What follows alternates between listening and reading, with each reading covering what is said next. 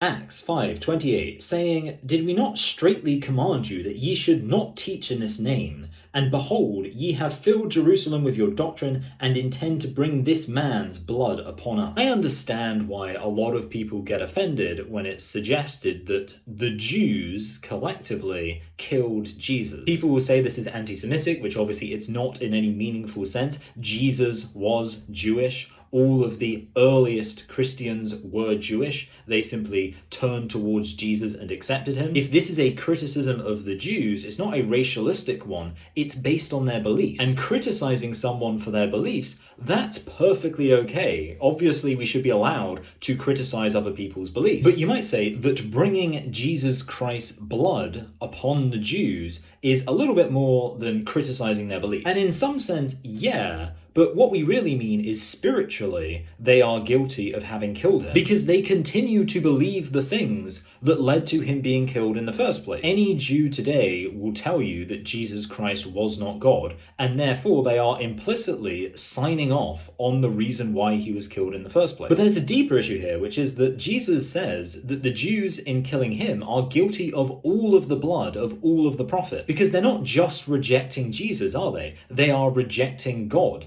And that's why even today, most Jews don't really care about the Bible. They don't care about even just the Old Testament. They care about the Talmud, about their man-made doctrine. And they defend those man-made doctrines with zeal. The same zeal that probably motivated them all throughout history to kill the prophets that God sent to them to preach his word, culminating with the killing of Jesus. And by the way, shortly after this, they will kill another servant of God, Stephen. So it's not just that they would sign off on killing Jesus again, but that right now they continue to rebel against God, and we have no reason to think that that rebellion, if they had the power to do so, wouldn't extend to murdering the servants of God just like they did in the past. But you can't be mad that people who think Jesus was God, who read the Bible and see the history of rebellion of this particular group of people against God, look today, see that same rebellion and say, well, since you are continuous with the broader rebellion against God that is described in the past, you're probably continuous with that desire, that inclination to murder the prophets of God that we saw in the past. And yes, that probably extends to your willingness to murder Jesus Christ. And that's why we can hold you guilty of that even today. The solution here is to show that you fully reject the murder of Jesus Christ, that you think that was an evil thing, and the easiest way to show that you reject that is to embrace him as the one true Messiah